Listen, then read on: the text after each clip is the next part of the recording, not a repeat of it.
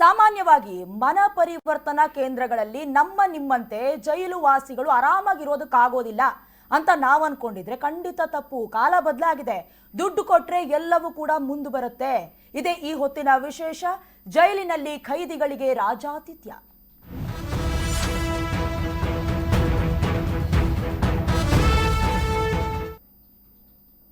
ಈ ಜೈಲಿನಲ್ಲಿ ಖೈದಿಗಳಿಗೆ ಫುಲ್ ರಾಜಾತಿಥ್ಯ ಸಿಗ್ತಾ ಇದೆ. ದುಡ್ಡೊಂದು ಕೊಟ್ರೆ ಜೈಲಿನಲ್ಲಿ ಏನು ಬೇಕಾದ್ರೂ ಸಿಗತ್ತಾ? ಹಾಗಾದ್ರೆ ಇಲ್ಲಿ ಜೈಲಾಧಿಕಾರಿಗಳ ಕೈ ಬಿಸಿ ಮಾಡಿಬಿಟ್ರೆ ಸಾಕು, ಏನು ಕೇಳ್ತಾರೋ ಖೈದಿಗಳು ಅದೆಲ್ಲವೂ ಸಿಗುತ್ತೆ. ಜೈಲಿನಲ್ಲಿ ಖೈದಿಗಳಿಗೆ ಸಿಗ್ತಾ ಇದೆ ಫುಲ್ ರಾಜಾತಿಥ್ಯ.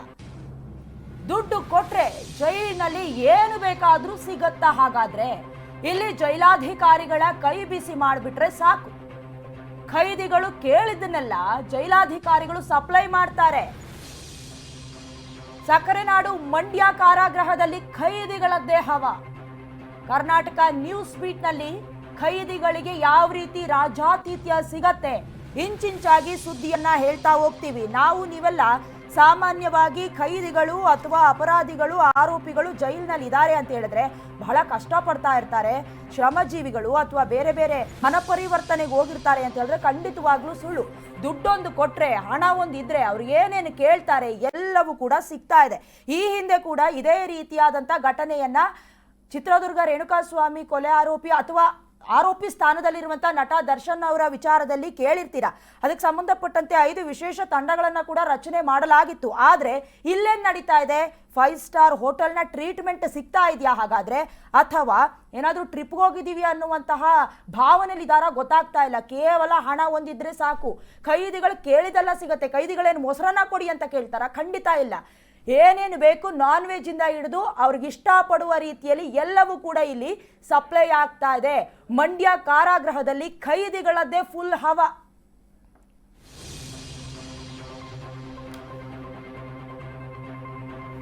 ಈ ಹಿಂದೆ ಪರಪ್ಪನ ಅಗ್ರಹಾರ ಜೈಲಿನಲ್ಲಿ ದರ್ಶನ್ಗೂ ರಾಜಾತಿಥ್ಯವನ್ನ ಕೊಡಲಾಗ್ತಾ ಇತ್ತು. ಪ್ರಕರಣದ ವಿಚಾರಣೆಯನ್ನ ನಡೆಸಿ ಜೈಲಾಧಿಕಾರಿಗಳಿಗೆ ವಾರ್ನ್ ಕೊಡಲಾಗಿತ್ತು. ಸುಪ್ರೀಂ ಕೋರ್ಟ್ ಎಲ್ಲಾ ಜೈಲುಗಳಿಗೆ ಆದೇಶವನ್ನ ಕೊಟ್ಟಿತ್ತು. ನಂತರ ಆರೋಪಿ ದರ್ಶನ್ನನ್ನ ಬಳ್ಳಾರಿಗೆ ಸ್ಥಳಾಂತರವನ್ನ ಕೂಡ ಮಾಡಲಾಗಿತ್ತು. ಇಂತಹದೇ ಘಟನೆಯೊಂದು ಮಂಡ್ಯದ ಜೈಲಿನಲ್ಲೂ ಕೂಡ ನಡೆದಿದೆ. ಈ ಹಿಂದೆ ಸುಪ್ರೀಂ ಕೋರ್ಟ್ ತರಾಟೆಗೆ ತೆಗೆದುಕೊಂಡಿತ್ತು ದರ್ಶನ್ ಅವರ ಪ್ರಕರಣಕ್ಕೆ ಸಂಬಂಧಪಟ್ಟಂತೆ ರಾಜಾತಿಥ್ಯ ಸಿಗ್ತಾ ಇದೆ. ಲಾಂಜ್ನಲ್ಲಿ ಕುಳಿತುಕೊಂಡು ಕೈಯಲ್ಲಿ ಕಾಫಿ ಮಗ್, ಮತ್ತೊಂದು ಕೈನಲ್ಲಿ ಸಿಗರೇಟ್ ಅನ್ನ ಇಟ್ಕೊಂಡು ಫೋಟೋ ವೈರಲ್ ಆಗ್ತಾ ಇತ್ತು. ಅದು ಮುಂದುವರೆದಂತೆ ನಟ ದರ್ಶನ್ ವಿಡಿಯೋ ಕಾಲ್ನಲ್ಲಿ ಕೂಡ ಮಾತನಾಡಿದ್ರು, ಏನ್ ಚೆನ್ನಾಗಿದ್ಯಾ ಅಂತ. ಅದೆಲ್ಲ ಕಡೆ ಕೂಡ ವೈರಲ್ ಆಗಿತ್ತು. ಅದಾದ ಮೇಲೆ ಬಳ್ಳಾರಿಗೂ ಕೂಡ ಸ್ಥಳಾಂತರವನ್ನ ಮಾಡಲಾಗಿತ್ತು. ಅದಾದ ಮೇಲೆ ಏನೇನು ಆದೇಶವನ್ನ ಕೊಟ್ಟಿದ್ರು ಆ ಪ್ರತಿಯನ್ನ ಪ್ರತಿ ಹೈಕೋರ್ಟ್ಗಳಿಗೂ ಕೂಡ ತಲುಪಿಸ್ಬೇಕು. ನ್ಯಾಯಾಂಗದ ಮುಂದೆ ಎಲ್ಲರೂ ಸರಿ ಸಮಾನಾದವರು, ಯಾರು ಕೂಡ ಮೇಲೆ ಯಾರು ಕೆಳಗಲ್ಲ ಅನ್ನೋದನ್ನ ಸುಪ್ರೀಂ ಕೋರ್ಟ್ ಸಾರಿ ಹೇಳಿತ್ತು. ಆದ್ರೂ ಕೂಡ ಮತ್ತೊಮ್ಮೆ ಈ ರೀತಿಯಾದಂತಹ ಘಟನೆ ಮಂಡ್ಯದಲ್ಲಿ ನಡೆದಿದೆ. ಕೇವಲ ಹಣ ಹೊಂದಿದ್ರೆ ಸಾಕು, ಇಷ್ಟ ಬಂದ ರೀತಿಯಲ್ಲಿ ಬಿಂದಾಸಾಗಿ ಬದುಕಬಹುದು ಅನ್ನೋದು ಗೊತ್ತಾಗ್ತಾ ಇದೆ. ಇದು ಮೊದಲಲ್ಲ, ಈ ಹಿಂದೆ ಕೂಡ ಬೆಳಗಾವಿಯ ಹಿಂಡಲಗ ಜೈಲಿನಲ್ಲೂ ಕೂಡ ಗಾಂಜಾ, ಸಿಗರೇಟು, ಬಿಯರು ಇಸ್ಪಿಟಾಡ್ತಾ ಇದ್ರು. ಕೇವಲ 20,000 ರೂಪಾಯಿ ಕೊಟ್ಬಿಟ್ರೆ ಸಾಕು, ಮೊಬೈಲ್ ಸಿಗತ್ತೆ, ವಿಡಿಯೋ ಕಾಲ್ ಮಾಡಬಹುದು, ಎಲ್ಲವೂ ಕೂಡ ಬೆಳಕಿಗೆ ಬಂದಿತ್ತು. ಈಗ ಮಂಡ್ಯದ ಸರದಿ.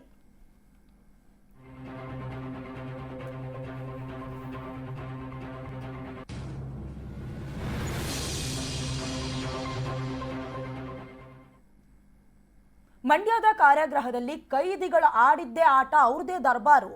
ಕಾರಾಗೃಹದಲ್ಲಿರುವ ಕೊಲೆ ಆರೋಪಿಗಳಿಗೆ ಫೋನ್ ಕೂಡ ಸಪ್ಲೈ ಮಾಡಲಾಗ್ತಿದೆ.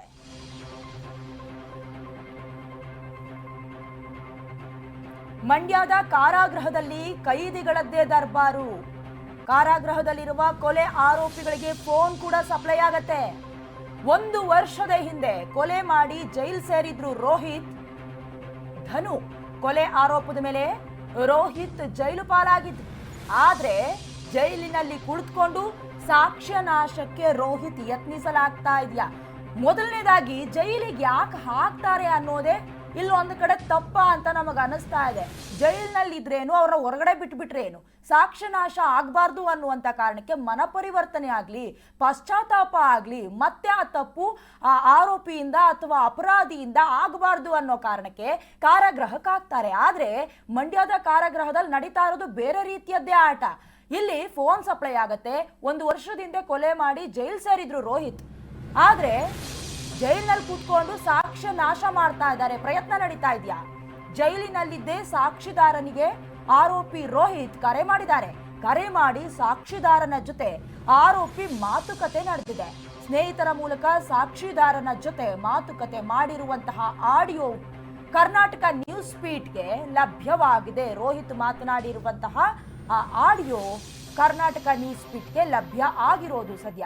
ಜೈಲಿನಲ್ಲಿ ಸಾಕ್ಷಿಯನ್ನ ನಾಶ ಮಾಡೋದಕ್ಕೆ ಪ್ರಯತ್ನ ಒಂದು ಕಡೆ ನಡೆದಿದ್ರೆ, ಮತ್ತೊಂದು ಕಡೆ ರೋಹಿತ್ ಕರೆ ಮಾಡಿದ್ದಾರೆ. ಕರೆ ಮಾಡಿ ಸಾಕ್ಷಿದಾರನ ಜೊತೆ ಮಾತುಕತೆ ನಡೆದಿದೆ. ಸ್ನೇಹಿತರ ಮೂಲಕ ಸಾಕ್ಷಿದಾರನ ಜೊತೆ ಮಾತುಕತೆ ಆಡಿರುವಂತಹ ಆ ಆಡಿಯೋ ಕರ್ನಾಟಕ ನ್ಯೂಸ್ ಫೀಡ್ಗೆ ಲಭ್ಯವಾಗಿದೆ. ಈ ಹಿಂದೆ ಕೂಡ ಸೇಮ್ ಆಸ್ ಇಟ್ ಈಸ್ ಇದು ಆಡಿಯೋ. ಆದರೆ ದರ್ಶನ್ ಅವರ ವಿಚಾರದಲ್ಲಿ ವಿಡಿಯೋ ಕಾಲ್ ಮಾಡಲಾಗಿತ್ತು. ಅಲ್ಲೂ ಕೂಡ ತುಂಬಾ ಆರಾಮಾಗಿ, ತುಂಬಾ ಸಲೀಸಾಗಿ, ಬೇರೆ ಎಲ್ಲೋ ಟ್ರಿಪ್ಗೆ ಹೋಗಿದ್ದಾರೇನೋ ಅನ್ನುವಂಥ ರೀತಿಯಲ್ಲಿ ಮಾತನಾಡಿದ್ರು. ಸೇಮ್ ಆಸ್ ಇಟ್ ಈಸ್ ಈ ಕೇಸ್ನಲ್ಲೂ ಕೂಡ ಅದೇ ರೀತಿ ಆಗ್ತಾ ಇದೆ. ಅಂದ್ರೆ ದುಡ್ಡು ಕೊಟ್ರೆ ಏನು ಬೇಕಾದ್ರೂ ಸಿಗತ್ತೆ. ಇದು ಜೈಲು ಹಕ್ಕಿಗಳ ಮಾವನ ಮನೆ ಅಂತ ಹೇಳಲಾಗ್ತಾ ಇದೆ. ಅಷ್ಟು ಫೆಸಿಲಿಟೀಸ್ ಸಿಗ್ತಾ ಇದೆ.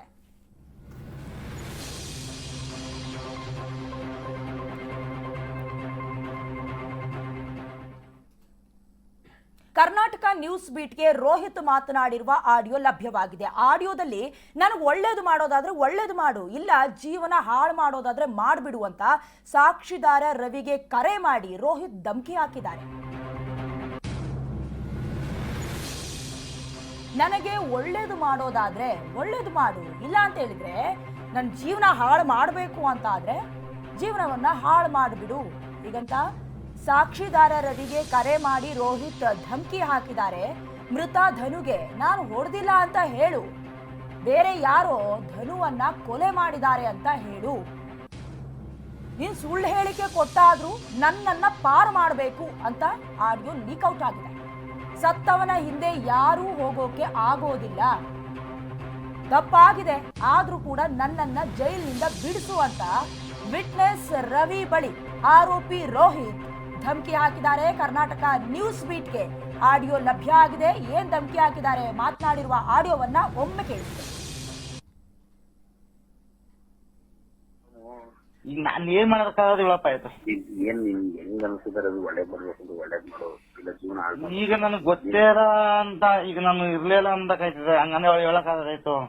ಇರ್ಲಿಲ್ಲ ಅಂತಲ್ಲ, ಇದ್ದೆ ಅಂತಾನೆ ಹೇಳು. ಇದ್ದೆ ಅಂತ ಹೊಡೆದ್ರು ಅಂತ ಹೇಳಲೇಬೇಕಪ್ಪ.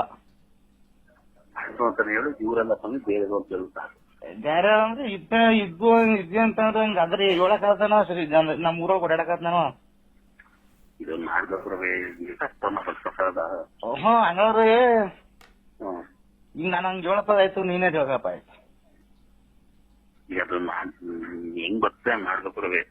ನನಗೆ ಯಾರು ಕೈಕೇ ನೋಡಿ ಈಗ ಅದು ಆಗೋಯ್ತು ಅಷ್ಟೇ. ಏನೋ ತಪ್ಪಾಗೋಗದೆ ಅದು ಆ ಕ್ಷಣ ಅದು. ಈ ಮುಂದಕ್ಕೆ ನಾನು ಈ ತರ ಹೇಳಕ್ಕಾಗಾಯ್ತು. ಹೇಳಾಯ್ತು ನೀವ್ ನೋಡು. ಹೆಂಗ್ ಮಾಡ್ಬೇಕು ಊರಾಗ ನಾನು ಅಕ್ಕಪಕ್ಕ ಜಮೀನು ಇಲ್ಲಿ ಅವರೆಲ್ಲ ಇನ್ನು ಓಡಾಡಕ ನಾನು ಅವ್ರ ಬಿದ್ದಿಲಿ ನಮ್ಮ ಊರ್ ಜನ ಏನಕಂದ್ರು ಅದೇ ಹೇಳು. ಅಂದ್ರೆ ಹೇಳ್ಬೇಕು ನಾವು ನೀನ್ ಇದಕ್ಕಿಲ್ವಲ್ಲ, ಇದ್ರು ನಿನ್ ಪಾಡಿನೋ ಇವ್ರಲ್ಲ ಅಂತಂದ್ಬಿಟ್ಟು ಹೇಳು. ಅಯ್ಯೋ ನೀನ್ ಯಾರ್ಯಾರು ಫೋನ್ ಮಾಡ್ತಿದ್ವಿ, ಅದ್ ಮಾಡ್ರ ಒಳ್ಳೆ ತೊಲ್ಲ ಹೋಗ್ತಾನಿದ್ಯಾ, ಎಲ್ಲ ಬಂದು ಹೊಗಳ್ತಾರ. ಯಾರು ನೀನ್ ಮಾಡ್ತೀಯಲ್ಲಪ್ಪ ಯಾರ್ಗ ಇಲ್ಲಿ ಸುಮಾರು ಜನಕ. ನಾನು ಯಾರಿಗೂ ಮಾಡಿಲ್ಲ. ಅಯ್ಯೋ ನಿನ್ ಕಡೆ ಬಿಟ್ಟಿ ಇಲ್ಲಿ ಬೇರೆಯವ್ರು ವಿಷಯ ತಿಳ್ಕೊ ಮಾಡ್ತೀನಿ ನೀನು ಬೇರೆಯವ್ರಗ. ಯಾರ್ಗ ಹೇಳ ಯಾರಿಗೋ ಮಾಡ್ತಿದ್ದೆ ಎಲ್ಲ ಪಾಯಿಂಟ್ ಹೇಳ್ತಾರ. ಅಥವಾ ಹೆಸರು ಯಾಕೆ ಅದ ಯಾಕೆ ಪಿಂಟು ಪಾಯಿಂಟ್ ಗೋಯ್ತದ. ಭೀಮಿಗೆ ಒಂದಿನ ಮಾಡಿದೆ, ಮೈಕ್ ಫೋನ್ ಕೊಡ್ಲ ಅಂತ ಅಂದ್ಬಿಟ್ಟೆ. ಭೀಮ್ ಬಿಡು ಅದ್ ಬಿಡು, ಅದ್ ನನ್ಗೆ ಗೊತ್ತು, ಅದ್ ನೀನ್ ಹೇಳ್ದಲ್ಲ ಅವತ್ತು. ಭೀಮುಲ್ಗೆ ಮಾಡಿದ್ದೆ ಅಲ್ವ, ಮೈಕ್ ಎತ್ಕೊಳ್ಳೆ ಮಾತಾಡ್ಬೇಕು. ನಾನು ಭೀಮಂಗೆ ಯಾವತ್ ಮಾಡಿದ್ದೆ, ಅವತ್ತು ನ್ಯಾಯ ನಡೀದೇನೆ ಅವತ್ತೇ ಮಾಡಿದ್ದೆ. ಅವತ್ತೇ ಮಾಡಿದ್ದೆ ನಾನು.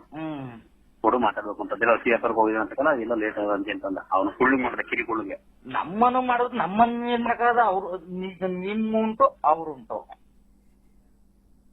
ಸಾಕ್ಷಿದಾರನ ಜೊತೆ ಆರೋಪಿ ರೋಹಿತ್ ಮಾತನಾಡ್ತಾ ಇದ್ದ ಆಡಿಯೋವನ್ನ ಕೇಳಿಸ್ಕೊಳ್ತಾ ಇದ್ರಿ. ಎಲ್ಲಾ ಮಾತುಕತೆ ಬಟಾಬಯಲಾಗಿದೆ. ವಿಚಾರ ತಿಳಿತಾ ಇದ್ದಂತೆ ಆರೋಪಿಯನ್ನ ಶಿಫ್ಟ್ ಮಾಡೋದಕ್ಕೆ ನಿರ್ಧಾರವನ್ನ ಕೈಗೊಳ್ಳಲಾಗಿದೆ. ಸಾಕ್ಷಿದಾರನ ಜೊತೆ ರೋಹಿತ್ ಮಾತುಕತೆ ಬಯಲಾಗಿದೆ. ವಿಚಾರ ತಿಳಿಯುತ್ತಿದ್ದಂತೆ ಆರೋಪಿಯನ್ನ ಶಿಫ್ಟ್ ಮಾಡಬೇಕು ಅಂತ ನಿರ್ಧಾರವನ್ನ ಕೈಗೊಳ್ಳಲಾಗಿದೆ. ಆರೋಪಿಯನ್ನ ಮೈಸೂರಿಗೆ ಶಿಫ್ಟ್ ಮಾಡೋದಕ್ಕೆ ತೀರ್ಮಾನವನ್ನ ಕೈಗೊಂಡಿರೋದು. ಮೈಸೂರು ಕಾರಾಗೃಹಕ್ಕೆ ಸ್ಥಳಾಂತರ ಮಾಡೋದಕ್ಕೆ ನಿರ್ಧಾರವನ್ನ ಕೈಗೊಳ್ಳಲಾಗಿದೆ. ಈ ಹಿಂದೆ ಕೂಡ ರೇಣುಕಾಸ್ವಾಮಿ ಆರೋಪಿ ನಟ ದರ್ಶನ್ ಅವರನ್ನ ಕೂಡ ಪರಪ್ಪನ ಅಗ್ರಹಾರದ ಜೈಲಿನಲ್ಲಿ ಸಿಗ್ತಾ ಇದ್ದ ರಾಜಾತಿಥ್ಯವನ್ನ ಪರಿಗಣಿಸಿ ಅವರನ್ನ ಬಳ್ಳಾರಿ ಜೈಲಿಗೆ ಶಿಫ್ಟ್ ಮಾಡಲಾಗಿತ್ತು. ಕೈನಲ್ಲಿ ಮಗ್ಗು, ಮತ್ತೊಂದು ಕೈನಲ್ಲಿ ಸಿಗರೇಟು, ಅದಾದ ಮೇಲೆ ವಿಡಿಯೋ ಕಾಲು. ಒಟ್ನಲ್ಲಿ ನೋಡ್ತಾ ಇದ್ರೆ ಎಲ್ಲೋ ಟ್ರಿಪ್ಗೆ ಹೋಗಿದ್ದಾರೆ ಅಥವಾ ಮಾವನ ಮನೇಲಿ ಇದ್ದಾರೆ ಅಂತ ಭಾಸವಾಗ್ತಾ ಇತ್ತು. Same as it is Rohit ಅವರ ಕಥೆಯೂ ಕೂಡ ಅದೇ. ಯಾವಾಗ ಆಡಿಯೋ ಲೀಕ್ ಔಟ್ ಆಯ್ತು, ವೈರಲ್ ಆಯ್ತು, ವಿಚಾರ ತಿಳಿತಾ ಇದ್ದಂತೆ ಆರೋಪಿಯನ್ನ ಶಿಫ್ಟ್ ಮಾಡಬೇಕು ಅಂತ ನಿರ್ಧಾರವನ್ನ ಕೈಗೊಳ್ಳಲಾಗಿದೆ. ಆರೋಪಿಯನ್ನ ಮೈಸೂರಿಗೆ ಶಿಫ್ಟ್ ಮಾಡೋದಕ್ಕೆ ತೀರ್ಮಾನವನ್ನ ಕೈಗೊಂಡಿರೋದು, ಸ್ಥಳಾಂತರ ಮಾಡೋದಕ್ಕೂ ಕೂಡ ನಿರ್ಧಾರವನ್ನ ಕೈಗೊಂಡಿರೋದು.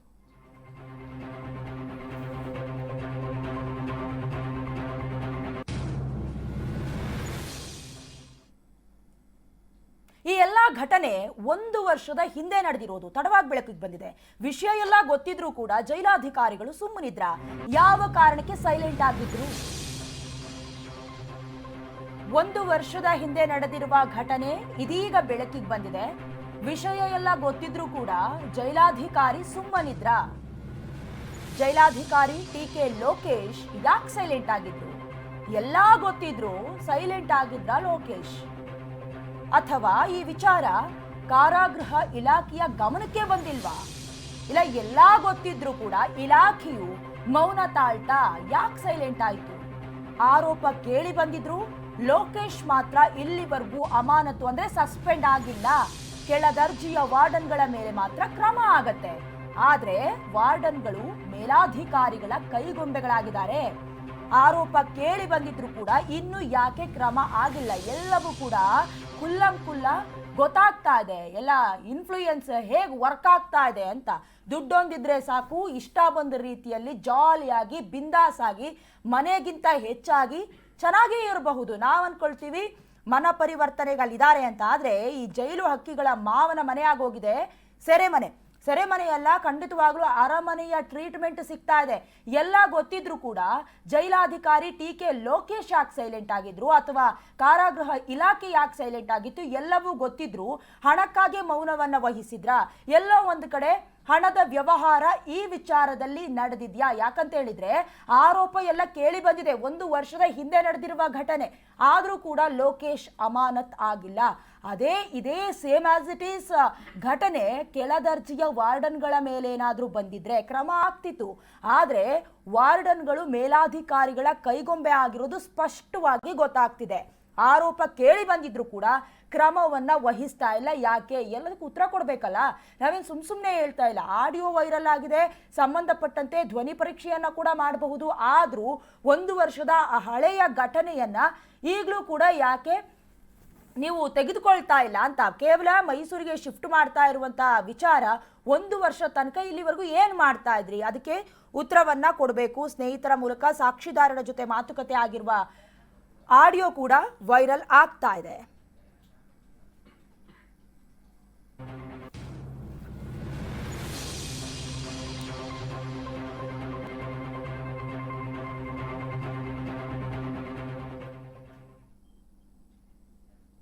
ಜೈಲಿನಲ್ಲಿ ರಾಜಾತಿಥ್ಯ ಟ್ರೀಟ್ಮೆಂಟ್ ತುಂಬಾ ಚೆನ್ನಾಗೇ ಸಿಗ್ತಾ ಇದೆ. ಎಲ್ಲ ಗೊತ್ತಿದ್ರೂ ಕೂಡ ಮೌನ ವಹಿಸ್ತಾ ಇರೋದು ಯಾಕೆ ಅನ್ನೋ ಪ್ರಶ್ನೆ. ಇನ್ನು ಇದೇ ವಿಚಾರಕ್ಕೆ ಸಂಬಂಧಪಟ್ಟಂತೆ ಹೆಚ್ಚಿನ ಡೀಟೇಲ್ಸ್ ಅನ್ನ ಕೊಡ್ತಾ ಹೋಗ್ತಾರೆ ನಮ್ಮ ಪ್ರತಿನಿಧಿ ಸಂಜಯ್ ನೇರ ಡೆಸ್ಕ್ ನಿಂದ. ಸಂಜಯ್, ಈಗಾಗಲೇ ಜೈಲು ಅಂತ ಹೇಳಿದ್ರೆ ಮನ ಪರಿವರ್ತನೆಯ ಕೇಂದ್ರ ಅನ್ನೋದು ಎಲ್ಲರಿಗೂ ಗೊತ್ತಿದೆ. ಆದ್ರೂ ಕೂಡ ವ್ಯವಸ್ಥಿತ ಗೂಡಿನಲ್ಲಿ ಇದ್ಕೊಂಡು ಅವ್ರಿಗೆ ಬೇಕಾದ ರೀತಿಯಲ್ಲಿ ಆರಾಮಾಗಿದ್ದಾರೆ. ಏನಿದೆ ಡೀಟೇಲ್ಸ್? ಯಾಕೆ ಮೌನ ವಹಿಸಿರೋದು ಮೇಲಾಧಿಕಾರಿಗಳು ಅಂತ? ಏನಂತ ಹೇಳಿದ್ರೆ ಈಗ ಪೊಲೀಸ್ ಡಿಪಾರ್ಟ್ಮೆಂಟ್ ಇರ್ಬೋದು ಇಲ್ಲ ಕಾರಾಗೃಹ ಡಿಪಾರ್ಟ್ಮೆಂಟ್ ಇರ್ಬೋದು ಅಂದರೆ ಇಲಾಖೆಗಳನ್ನ ಏನು ಕಾನೂನು ಸುವ್ಯವಸ್ಥೆಯನ್ನು ಕಾಪಾಡಬೇಕು ಅಂತಲೇ ಅವ್ರನ್ನ ನೇಮಕ ಮಾಡಿರ್ತಾರೆ. ಆದರೆ ಇಂಥ ಒಂದು ಪ್ರಕರಣಗಳು ಕಣ್ಮುಂದೆ ಬಂದಾಗ ಅಂದರೆ ಬಯಲಾದಾಗ ಜನರಿಗೆ ಕಾನೂನು ಸುವ್ಯವಸ್ಥೆ ಒಂದು ಕಾಪಾಡುವಂಥ ಮಟ್ಟದಲ್ಲಿ ಇದೆಯಾ ಅನ್ನೋ ಒಂದು ಪ್ರಶ್ನೆ ಮೂಡುವಂಥದ್ದು. ಯಾಕೆ ಅಂತ ಹೇಳಿದ್ರೆ ಅವರು ಪೊಲೀಸ್ನಾಗಿರ್ಬೋದು ಇನ್ನೊಬ್ರನ್ನಾಗಿರ್ಬೋದು ಅಧಿಕಾರಿಗಳನ್ನ ನಂಬಿ ಅವರು ಜೀವನವನ್ನು ಮಾಡ್ತಾ ಇರ್ತಾರೆ. ಅಂದರೆ ನಮ್ಮ ಪಾಲಿಗೆ ಅವರು ಇರ್ತಾರೆ ಅಂತ ಹೇಳಿ ಇಂತಹ ಘಟನೆಗಳು ನಡೆದಾಗ, ಇಂತಹ ಘಟನೆಗಳು ಬೆಳಕಿಗೆ ಬಂದಾಗ ಅವರ ನಂಬಿಕೆ ಹಾಳಾಗುವಂತಹ ಕೆಲಸ ಆಗುವಂಥದ್ದು. ಇಂಥದೇ ಒಂದು ಘಟನೆ ಏನು ಮಂಡ್ಯದಲ್ಲಿ ನಡೆಯುತ್ತೆ. ಮಂಡ್ಯ ಕಾರಾಗೃಹದಲ್ಲಿ ಒಂದು ಶಿಕ್ಷೆಯನ್ನು ಅಂದರೆ ಅವನು ಕೊಲೆಯನ್ನು ಮಾಡಿರ್ತಾನೆ. ಅಲ್ಲಿ ಕೋರ್ಟಲ್ಲಿ ವಿಚಾರಣೆ ನಡೀತಾ ಇರುತ್ತೆ. ಇಂಥ ಸಮಯದಲ್ಲಿ ಅವನಿಗೆ ಫೋನ್ ಮಾಡುವ ಮೂಲಕ ಕಾರಾಗೃಹದಿಂದ ಏನು ಸಾಕ್ಷಿದಾರ ಇರ್ತಾನೆ ಅವನ ಜೊತೆ ಮಾತಾಡುವಂತಹ ಕೆಲಸವನ್ನು ಯಾರು ಅಪರಾಧಿ ಮಾಡ್ತಾ ಇರ್ತಾನೆ, ಆರೋಪಿ ಮಾಡ್ತಾ ಇರ್ತಾನೆ. ಆ ಆರೋಪಿಗೆ ಮೊಬೈಲ್ ಹೆಂಗೆ ಹೋಯ್ತು ಅಂದರೆ ಕಾರಾಗೃಹದಲ್ಲಿ ಒಂದಿಷ್ಟು ನಿಯಮಗಳಿರುತ್ತೆ. ಕನಿಷ್ಠ ಸವಲತ್ತುಗಳನ್ನ ಕೊಡಬೇಕು ಮತ್ತು ಇನ್ನಿತರ ಎಲ್ಲ ಸವಲತ್ತುಗಳನ್ನ ಅವ್ರಿಗೆ ಒದಗಿಸ್ಬಾರ್ದು. ಅಂದರೆ ಅವರು ಅಲ್ಲಿಂದ ಬರುವಾಗ ಪರಿವರ್ತನೆ ಆಗಬೇಕು, ಈ ಕಷ್ಟಗಳು ಮುಂದೆ ನಮಗೆ ಬರಬಾರ್ದು ಅನ್ನೋ ಒಂದು ನಿಟ್ಟಿನಲ್ಲಿ ಅವರು ಪರಿವರ್ತನೆಯಾಗಿ ಆಚೆ ಬರಬೇಕು ಅನ್ನೋ ಒಂದು ಇದನ್ನು ಯೋಚನೆ ಇಟ್ಕೊಂಡು ಈ ಎಲ್ಲ ಒಂದು ಸವಲತ್ತುಗಳನ್ನ ಕಡಿತ ಮಾಡಿರ್ತಾರೆ. ಆದರೆ ಅಲ್ಲಿ ಸಂಪೂರ್ಣವಾಗಿ ಅಂದರೆ ಕಾರಾಗೃಹದಲ್ಲಿ ಸಂಪೂರ್ಣವಾಗಿ ಎಲ್ಲ ಏನು ಬೇಕು ಅಂದರೆ ದುಡ್ಡು ಕೊಟ್ಟರೆ ಸಾಕು, ಪ್ರತಿಯೊಂದೂ ಕೂಡ ಪೊಲೀಸರು ಅಂದರೆ ಅಲ್ಲಿರುವಂಥ ಅಧಿಕಾರಿಗಳೇ ಕೊಡುವಂಥ ಮಟ್ಟದಲ್ಲಿ ಹೋಗಿರುವಂಥದ್ದು. ಅಂದರೆ ಎಲ್ಲಿ ನಿಲ್ತಾ ಇದೆ ಇದೇ ತರಹ ಒಂದು ಪ್ರಕರಣ ಕೂಡ ಏನು ನಟ ದರ್ಶನ್ ಅವರನ್ನು ಏನು ಕಸ್ಟಡಿಗೆ ತೆಗೆದುಕೊಂಡಾಗ ಕೂಡ ಇದೇ ಥರ ಆಗಿತ್ತು. ಈ ವಿಚಾರಕ್ಕೆ ಸಂಬಂಧಂತೆ ಕೋರ್ಟ್ ಕೂಡ ಆದೇಶವನ್ನು ಕೊಟ್ಟಿತ್ತು. ಅಂದರೆ ಈ ಥರ ಒಂದು ಟ್ರೀಟ್ಮೆಂಟ್ ಅಂದರೆ ರಾಜ್ಯಾತೀತವನ್ನು ಏನು ಜೈಲುಗಳಲ್ಲಿ ಸಿಗಬಾರ್ದು ಅಂತ ಹೇಳಿಬಿಟ್ಟು ಒಂದು ಆದೇಶವನ್ನು ಹೊರಡಿಸಿ ಅಲ್ಲಿಂದ ಮತ್ತೆ ಏನು ಸಂಬಂಧಪಟ್ಟ ಅಧಿಕಾರಿಗಳನ್ನ ಏನು ಅಮಾನತನ್ನು ಮಾಡಿ ಅದಾದ ನಂತರ ದರ್ಶನನ್ನು ಕೂಡ ಏನು ಬಳ್ಳಾರಿ ಜೈಲಿಗೆ ರವಾನೆಯನ್ನು ಮಾಡಿದರು. ಈ ನಿಟ್ಟಿನಲ್ಲಿ ಇದೇ ಥರ ಪ್ರಕರಣ ಒಂದು ಏನು ಮಂಡ್ಯದಲ್ಲಿ ನಡೆದಿದೆ. ಆದರೆ ಈ ಇದರಲ್ಲಿ 1 ವರ್ಷ ಅಂದರೆ ಈ ಪ್ರಕರಣ ನಡೆದು 1 ವರ್ಷ ಆಗಿದೆ, ಆಡಿಯೋ ಕೂಡ ಸಿಕ್ಕಿದೆ, ಎಲ್ಲವೂ ಕೂಡ ಆಗಿದೆ. ಆದರೆ ಇವತ್ತು ಅಂದರೆ ನಿನ್ನೆ ಆದೇಶವನ್ನು ಕೊಟ್ಟಿದ್ದಾರೆ. ಅವರನ್ನು ಮೈಸೂರು ಕೇಂದ್ರ ಕಾರಾಗೃಹಕ್ಕೆ ರವಾನಿಸಬೇಕು ಅಂದರೆ ಸ್ಥಳಾಂತರಿಸಬೇಕು ಅಂತ ಹೇಳಿ ಏನು ಆರೋಪಿ ರೋಹಿತ್ ಇದ್ದಾರೆ ಅವ್ರನ್ನ ಇದು ಮಾಡಬೇಕು ಅಂತ ಏನು ಸ್ಥಳಾಂತರ ಮಾಡಬೇಕು ಅಂತ ಹೇಳಿ ಆದೇಶವನ್ನು ಹೇಳಿರುವಂಥದ್ದು. ಈ ಬಗ್ಗೆ ಏನು ಟಿ.ಕೆ. ಲೋಕೇಶ್ ಏನಿದ್ದಾರೆ ಇವರ ಗಮನಕ್ಕೆ ಇವೆಲ್ಲ ಬಂದಿಲ್ವಾ? ಅಂದರೆ ಜೈಲಧಿಕಾರಿ ಆಗಿರ್ತಾರೆ ಅಂತ ಹೇಳಿದ್ರೆ ಅವರಿಗೆ ಪ್ರತಿಯೊಂದು ಅಂದರೆ ಜೈಲಲ್ಲಿ ಯಾವ ರೀತಿಯ ಕಾರ್ಯ ನಡೀತಾ ಇರುತ್ತೆ, ಯಾವ ರೀತಿ ಏನೆಲ್ಲ ಕೆಲಸಗಳು ನಡೀತಾ ಇರುತ್ತೆ ಅನ್ನೋದು ಗಮನಕ್ಕೆ ಬರಬೇಕು. ಆದರೆ ಇವರು ಯಾಕೆ ಈ ವಿಚಾರಗಳ ಬಗ್ಗೆ ಗಮನ ಹರಿಸಿಲ್ಲ ಅಂತ ಹೇಳಿದ್ರೆ ಇವರು ಏನಾದರೂ ಶಾಮೀಲಾಗಿದ್ದಾರಾ ಆ ವಿಚಾರದಲ್ಲಿ ಅನ್ನೋ ಒಂದು ಅನುಮಾನ ಕೂಡ ಬರುತ್ತೆ. ಈ ವಿಚಾರಕ್ಕೆ ಸಂಬಂಧಪಟ್ಟಂಗೆ ಮೇಲಧಿಕಾರಿಗಳು ಅಂದರೆ ಏನು ಜೈಲಧಿಕಾರಿಗಳನ್ನು ಹೊರತುಪಡಿಸಿ ಮೇಲಧಿಕಾರಿಗಳು ಏನಿರ್ತಾರೆ ಆ ಒಂದು ಕಾರಾಗೃಹ ಇಲಾಖೆಯಲ್ಲಿ ಅವರು ಈ ವಿಚಾರವನ್ನು ಯಾಕೆ ಗಂಭೀರವಾಗಿ ತಗೊಂಡಿಲ್ಲ, ಈ ಎಲ್ಲ ಪ್ರಶ್ನೆಗಳು ಕೂಡ ಮೂಡಿ ಬರುವಂಥದ್ದು. ಇನ್ನು ಮುಂದೆ ಆದ್ರೂ ಈ ಒಂದು ವಿಚಾರಕ್ಕೆ ಸಂಬಂಧಪಟ್ಟಂಗೆ ಅಧಿಕಾರಿಗಳು ಒಂದಿಷ್ಟು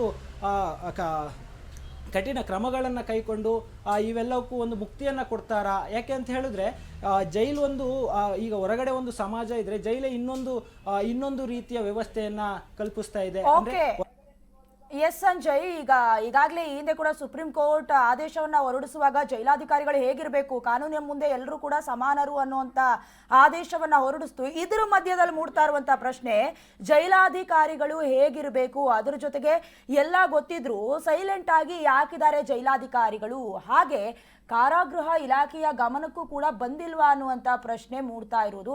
ಎಲ್ಲವೂ ಗೊತ್ತಿದ್ದು ಮೌನವನ್ನು ಯಾಕೆ ವಹಿಸ್ತಾ ಇದ್ದೀರಾ? ಹಣ ಇದ್ದವ್ರಿಗೂ ಒಂದು ರೀತಿಯ ಫೆಸಿಲಿಟೀಸ್ ಅಥವಾ ಹಣ ಇಲ್ಲ ಅಂತ ಹೇಳಿದ್ರೆ ಅವ್ರಿಗೆ ರಾಜಾತೀತ್ಯ ಇಲ್ಲ ಅನ್ನುವಂತಹ ಕೆಲವೊಂದಷ್ಟು ಸತ್ಯಾಸತ್ಯತೆ ಈಗ ಆಡಿಯೋ ವೈರಲ್ ಆಗಿರೋದಕ್ಕೆ ಈ ಉಳುಕು ಗೊತ್ತಾಗ್ತಾ ಇದೆ. ಇಲ್ಲ ಅಂತ ಹೇಳಿದ್ರೆ ಎಷ್ಟು ಜೈಲಿನಲ್ಲಿ ಈ ರೀತಿಯಾದಂತಹ ವ್ಯವಸ್ಥೆ ಇದೆ ಅಂತ. ಇದ್ರ ಜೊತೆಗೆ ಎಸ್ ಸಂಜಯ್ ಮಾತನಾಡ್ತಾ ಇದ್ವಿ, ಇಲ್ಲಿವರೆಗೂ ಕೂಡ ಸುಮ್ಮನಿದ್ರ ಜೈಲಾಧಿಕಾರಿ, ಅದಕ್ಕೆ ಮುಂದುವರೆದು ಕಾರಾಗೃಹ ಇಲಾಖೆಗ ಗಮನಕ್ಕೂ ಕೂಡ ಬಂದಿಲ್ವಾ ಅಂತ. ಏನಿದೆ ಡೀಟೇಲ್ಸ್, ಯಾಕೆ ಮೌನ ವಹಿಸಿದ್ದಾರೆ ಅಂತ? ಏನು ಕೈದಿಗಳು ಇಲ್ಲಿಂದ ಒಳಗಡೆ ಹೋಗಿ ಅಲ್ಲಿ ಪರಿವರ್ತನೆಯಾಗಿ ಅದು ಪರಿವರ್ತನೆ ಕೇಂದ್ರ ಅಂತಲೇ ಹೇಳ್ತಾರೆ. ಅಂದರೆ ಜೈಲನ್ನು ಇವರು ಮಾಡಿರುವಂಥ ತಪ್ಪಿಗೆ ಶಿಕ್ಷೆಯನ್ನು ಅನುಭವಿಸಿ ಅಲ್ಲಿಂದ ಒಳ್ಳೆತನದಿಂದ ಆಚೆ ಬಂದು ಅವರು ಜೀವನವನ್ನು ಕಟ್ಕೋಬೇಕು ಅನ್ನೋ ಉದ್ದೇಶದಿಂದ ಇವರಿಗೆ ಒಂದಿಷ್ಟು ಅವಧಿಯ ಒಂದು ಶಿಕ್ಷೆಯನ್ನು ಕೊಟ್ಟು ಒಳಗಡೆ ಕಳಿಸುವಂಥದ್ದು. ಆದರೆ ಅಲ್ಲಿರುವಂತಹ ಕೈದಿಗಳಿಗೆ ಈ ಥರ ಹಣವನ್ನು ಕೊಟ್ಟು ಅಂದರೆ ಕೈದಿಗಳು ಹಣವನ್ನು ಕೊಟ್ಟು ಅಧಿಕಾರಿಗಳ ಜೊತೆನೇ ಒಂದು ಶಾಮೀಲಾಗಿ ಅಲ್ಲಿ ಅವರಿಗೆ ಏನು ಬೇಕು ದಿನನಿತ್ಯದ ಅವರ ಅಗತ್ಯ ವಸ್ತುಗಳೇನಿರುತ್ತೆ, ಇಲ್ಲ ಅಗತ್ಯವಾದಂತಹ ಏನು ಮಾದಕ ವಸ್ತುಗಳಿರ್ಬೋದು, ಇಲ್ಲ ಫೋನ್ ಇರ್ಬೋದು, ಹಿಂಗೆ ಎಲ್ಲವನ್ನು ಕೂಡ ತರಿಸ್ಕೊಂಡು ಹಣ ಕೊಟ್ಟು ತರಿಸ್ಕೊಂಡು ಅಲ್ಲಿ ಬಳಸುವಂತಹ ಕಾರ್ಯ ನಡೆಸ್ತಾ ಇದ್ದಾರೆ. ಅಂದರೆ ಅವರು ಹೊರಗಿದ್ರೂ ಸರಿ ಒಳಗಿದ್ರೂ ಸರಿ ಎರಡು ಒಂದೇ ಅನ್ನೋ ರೀತಿಯಲ್ಲಾಗಿದೆ. ಇಲ್ಲಿ ಪರಿವರ್ತನೆಯನ್ನು ಮಾತೇ ಬರೋದಿಲ್ಲ.